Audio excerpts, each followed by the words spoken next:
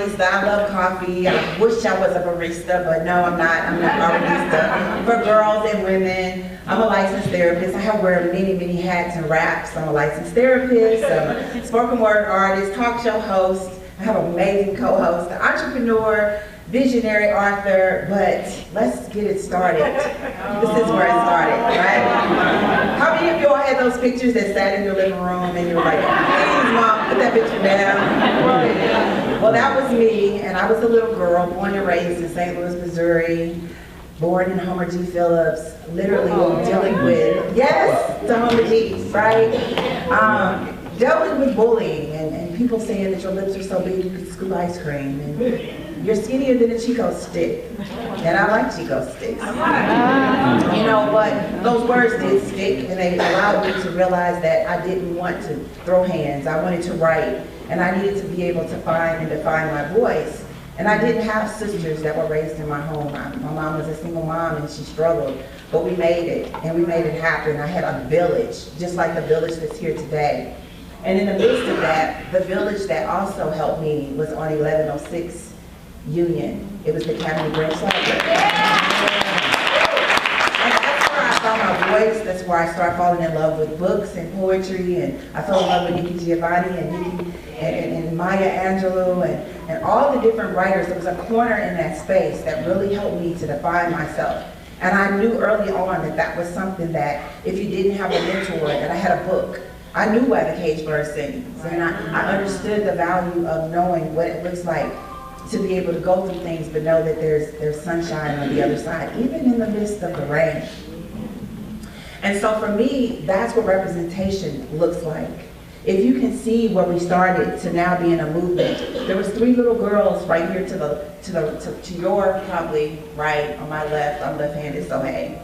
But these 3 girls, 2 of them are my daughters. One is Kalia, and she dealt with bullying as well. We all have. We know where it sticks. She's the one at the end with her hands in her pockets. She's the oldest sister, but you know how many times is the oldest sister shorter than the little sister? The little sister's in the middle. That was Bria, and Bria is now 28. And are you 29 or 28? 27. All right, 50 and over, y'all know, they all just blend in together. But Bria's the middle daughter. They did not look alike, and many of our siblings don't look like each other, and they still belong to the same family, right? But one of the things I want you all to take notice is that Bria also, her shoulders were uneven because she dealt with scoliosis. And I needed people to understand that that's something that happens in middle school when you don't get those tests done. Just so you know, her spine is right. She's a middle child baby. And then to the right is my niece Faith, and many of your families you raise your sisters like your cousins, and Faith is my sister's daughter, and Faith's like, I don't want to wear skirts, I just want to wear jeans, and so that's Faith, and she's rocking to her own beat. But I needed my girls to see what it looks like to have diversity within the home, and what happens when you go outside of the home. So of course it started with them, and then it became the I Define Me moment, the I Define Me movement, and it encompassed all girls. So if you have a sister, raise your hand, an ER sister. But if you have a sister with an A that's not your biological sister, I say black, white, tall, short, thicker than hazelnut, blue, cantaloupe skin, just open up that multicultural Crayola box. If you find your color, then it means you're a sister or a brother. Yeah. And that's important. And so that's what diversity looks like. And so what ended up happening is I started writing. I had that diary with the key, and I said, if you enter, you will die. How many of you have that diary? But I wanted to write poetry and curriculum that our kids could connect with. And I needed them to see culturally diverse materials because that was important. So I wrote books and I wrote curriculums, and we started in our basement and then it went national. Well, first it went local because local is important.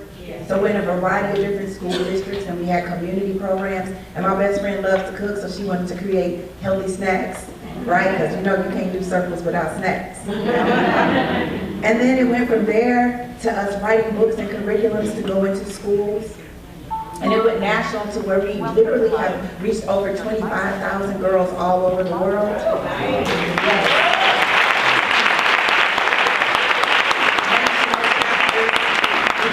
important that our girls see the value of what it looks like for us to have more in common than we have different. It's so important. Literally, I remember meeting this young lady, and oftentimes when you're trying to define your purpose, she's like, am I really just doing this? God, are you leading me? God said, yes, I am. And I'm gonna give you a little seed. This little girl, I met her, me and my husband went to Africa, and her mom, because your mom is your first keeper, right? And they should be, or your aunt, or whoever your trusted person is in your community. And she was walking in the museum, and if you ever go to Africa, like they tell you don't touch things, just like at home, don't touch nothing when we go in here. So I didn't want to touch anything, but I have this thing for rocks, and this little girl, Tracie, her name was Tracie, huh? She was with her mother, and she was holding her mother's hand all the way, but at some point, you know, we could feel positive energy. She connected with me, and so she started holding my hand. And as we got through the end of the tour, I asked the mother, what is her name? Can I take a picture with her? And she says, her name is Tracie. I said, my name is Tracie. She said, no. I said, yes.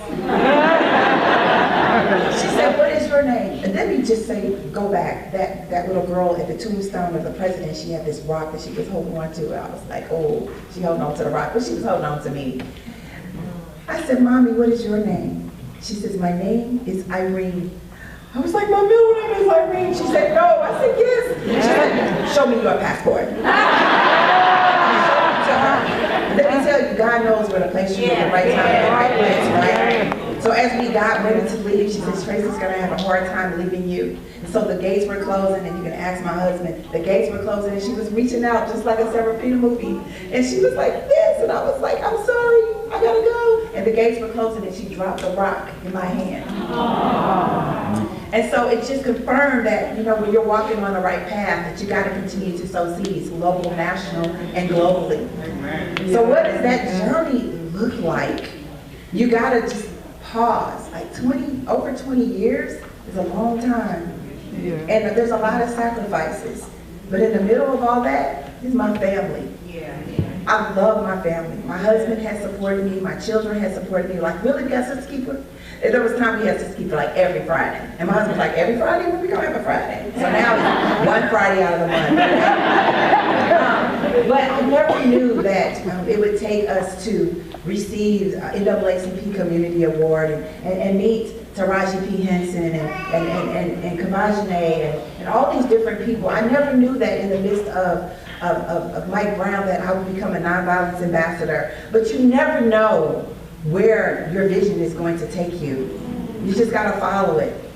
I call myself a FFF. I'm a frequent faith flyer. Okay, I go wherever. But if it doesn't, like, in your stomach, that gut feeling like it's time to go, then I don't wanna move. But I know that this is my purpose. And so I have to keep and continue to follow that. The other thing is our mentors. I don't do any of this alone. I call people sisters and keepers. It's a whole movement. But if any of our mentors are in the room right now, please stand. If you've ever volunteered, if you've ever been a part of it, if your sisters, your daughters are part of it, yes!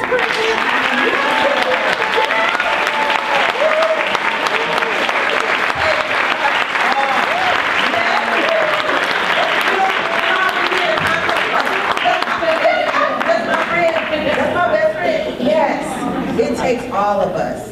This ain't an I thing, it's a we thing. Yeah. I is power, empower is we. Okay? It takes a village. Yeah. That's what a SistaKeeper village is all about. That's what the movement is all about.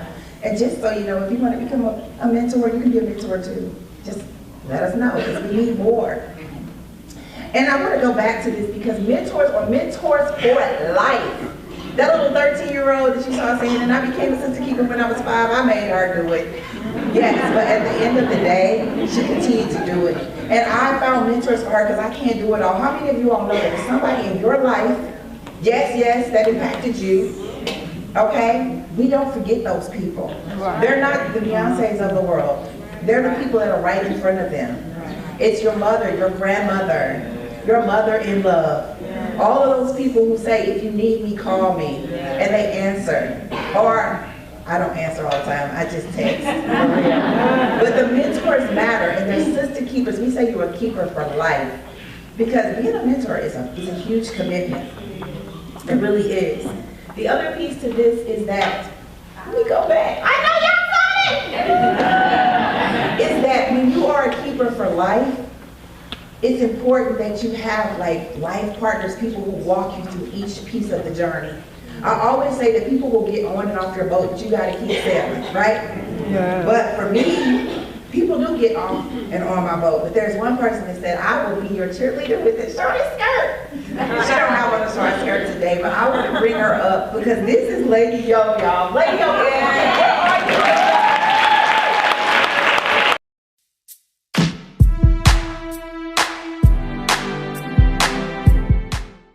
That's right. Look, y'all. One of the things that we want girls to understand is sisterhood means that you gotta have a sister that has your back, your front and your back, right? And they take you to the next level. Like we keep, you know that song by Sierra, Level Up, Level Up. and we're different, and that's okay. But at the same time, we have so much in common. We finish each other's sentences and everything. We've been having a good time. I hope y'all have been having a good time because we have been having a good time. Even our partners have a good time together. They really do. They do. They really do. But we want you to understand that at each stage, we keep growing. We keep growing. And one of the things that we say is it's important that you own your now. And so that's what the what next looks like. Everybody has been a part of this journey at different steps, but you're going to keep growing. And so what's next for us? You see, we say the wheels on the bus go round and round all through the town. That's right. And you all know that song. I went to a DSAC program. They still have them. I still work in them. They call it the big program now, but the wheels on the bus did go round and round all through the town. But they do now. And what do we do on our Wellness Mobile? I am so excited. This Wellness Mobile has all products made by girls and women for girls and women. So I want to give all the ladies a round of applause who have products on the mobile. So built out into the community, and we deliver period packs. Right. And you know, that is important because back in the day, girls, you know, we used to go into our locker rooms and there was a little machine and we can get things out of the machine. Nowadays, that does not happen. Right. We found out that young ladies were missing school because they didn't have the product. So you know what Tracie did? She fixed it. Yeah. It was a vision during the pandemic that we connect with the community. A lot of times people say, where do we go? We have a community center, we go to schools, but we wanted to go into the community, we wanted to be a part of the community. So we partner with the Diaper Bank, and we also partner now, local, national, global. We also have a partner in Uganda. So, you know, we have international. We're in New Mexico, Thailand, Jamaica, Germany, and Ghana. Y'all be quiet.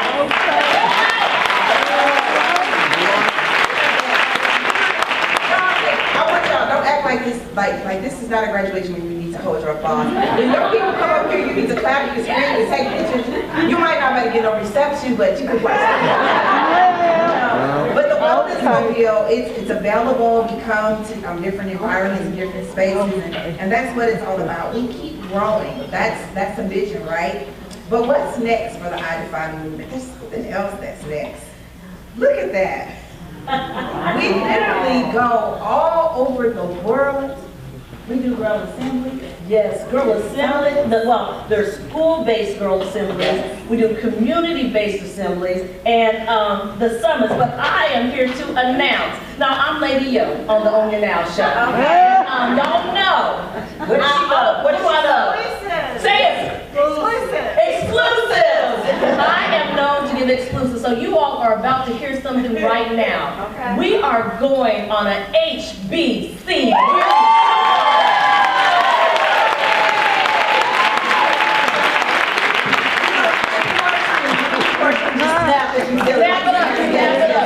Step it up, and I'll tell you what, after this HBCU tour, we have our eyes on going to every sports stadium in the United States.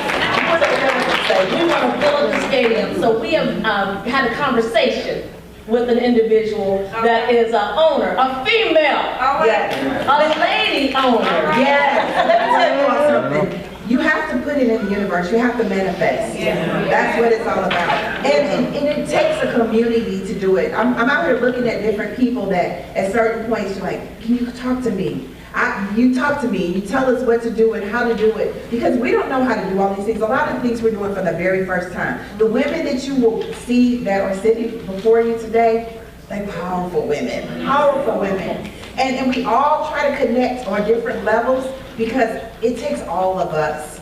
And there's enough room for all of us. Hold on, Yes. you know what I'm saying? There's room at the table. And if you ever see Divine T and Lady Yo, we have opened the door, we have pulled the seat out, and we're going to let you sit gently in the chair and pull you up. There is room for all of us at the table. Let me tell y'all something. I just want y'all to know. You know, my dad used to say straight no chaser. He wasn't talking about coffee, black, and sugar, no cream. She's smart and beautiful. Okay? Don't let it. And she can. What do you say? Milk a cow about? By hand and automation. She teases me all the time. I'm a farmer's daughter. For those who do not know, my dad was a farmer on a working dairy farm. So they say, I can milk a cow by hand and automation. I have talents. And I think it's important that all of our girls know that, and women, and you're never too late, that we all have gifts. And if you're like, I haven't found my gift, that's because you have many, and you have to figure those out. Yes. So, the last piece to this is, I remember when I was a little girl and I wanted to be my role model, because I didn't have many at the time. I had my godmother, and she might be even here today. But let me tell you something. I always wanted to be Dr. Maya Angelou. And it's something about the power of words. And I need you all to understand. You can look at somebody, and we tell our girls all the time, sometimes we look people up and down, like it's just something about her I don't like. I don't even know, it's just something. She looked like that girl who stole my Crayola. No, you need to figure out what you do like. Because I don't have to love you, I don't have to like you, but I will respect you. And words matter. Words matter. And I'm going to tell you something. I need you to know this. Because I tell everybody else, they may not remember. People will forget what you said. And people will forget what you did. But people will never forget how you made them feel. And I'm telling you, when I met this phenomenal woman, she took the time to look in my eyes and ask me my name, and she said, spell it, because you know some of us, either your first name or your last name. People get it wrong or they get it right. It's Yolonda with 2 O's. Margasano is not I, it's an O. Like, people need to understand what it looks like when people are seen and heard and valued. Thank you. I also want to say, many of the vendors that were here, this is what community looks like. Every time that we talk to Lindsay and Vanetta, she says, make sure that we represent community. We invite everybody. And oftentimes we're not available, but the women and the community vendors that are out there, is because our girls need more than just one. You need more than just one best friend. I mean, if you got one best friend, that's good. But if our girls say, well, yeah, you could be a part of Girl Scouts, you could be a part of Girls in the Know, you could be a part of Boys and Girls, you need to be a part of everything. So you can be well-rounded. That's what it looks like when you step into the box. Right, Gina? So look, y'all, I want you all to understand, that's what this is all about. Get ready to enjoy a phenomenal award ceremony. Phenomenal. That's it.